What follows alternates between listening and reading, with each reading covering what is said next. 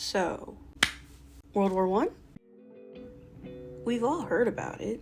Trench warfare, tanks, the Central Powers, and the Allies. And America took forever to join the war because it's America.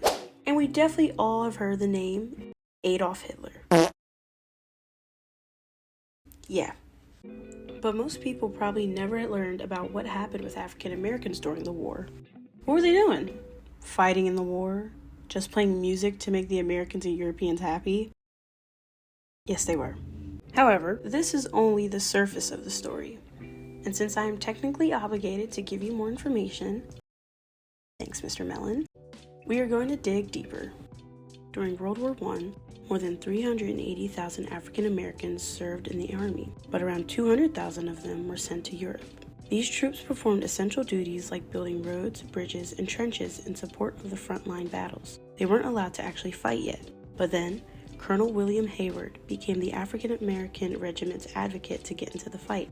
So thanks to Hayward, when the war started to pick up, there were 4 all-black regiments: the 9th and 20th Cavalry and the 24th and 25th Infantry. The regiments fought alongside the French 162nd Infantry Division and participated in the Aisne Marne counteroffensive. But before the African Americans could join these battles, they needed training first. So in May 1917, Fort Des Moines opened its doors to black officer trainees. Around 1,250 men attended this camp. The average man attending the camp only had to have a high school education, and only 12% scored above average in the classification tests given by the Army. At the camp, the trainees practiced drilling with and without arms, signaling, physical training, memorizing the organization of the regiments, reading maps, and training on the rifle and bayonet. On October 15, 1917, 639 African American men received their commissions as their captain or first or second lieutenant and were assigned to infantry, artillery, or engineer units with the 92nd Division. The 92nd Division was the first and only class to graduate from Fort Des Moines because it was shut down soon after their departure.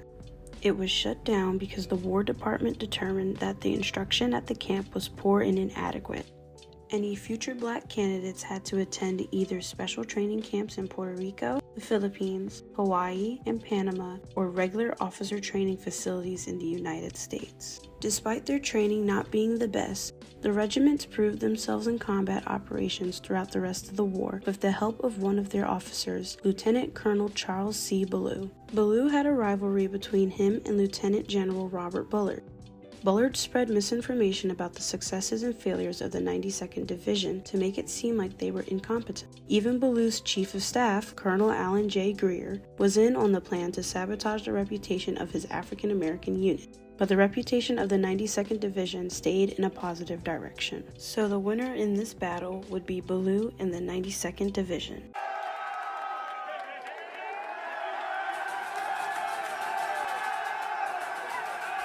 But as I mentioned earlier, African Americans weren't just fighting in the war. The 369th Infantry Regiment, or the Harlem Hellfighters, had a renowned regimental band. The band was led by James Reese Europe.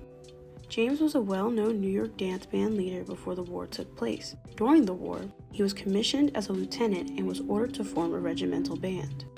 The band consisted of 65 black and Puerto Rican musicians. The band's job was to literally lift the spirits of the Allied soldiers on leave.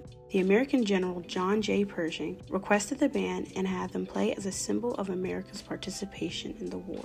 The band helped introduce syncopated rhythms and jazz to the world. Europeans even embraced American popular culture, which exposed them to the band's style of music. The band inspired African American musicians to combine Western harmonies with African rhythms to create more of a jazz sound. Musicians like Louis Armstrong and Duke Ellington took simple melodies and improvised subtle variations in rhythm and beat. Things like this helped influence much of today's popular music. Whether it be Ice Spice, Tyler the Creator, or Lana Del Rey, there's a sprinkle of jazz influence.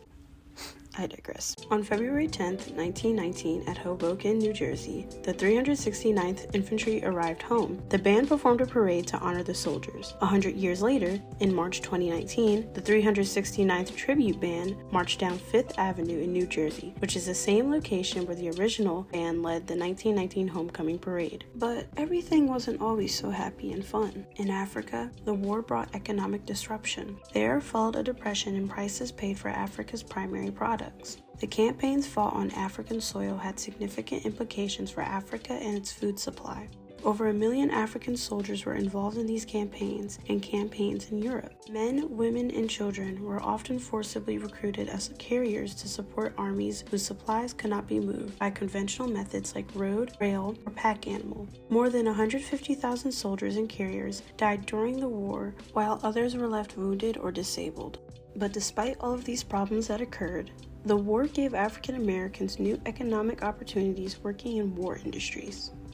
And that is the end. Hopefully after watching this video, you can now say that you know a little bit about African Americans' involvement in World War I. And if you still can't,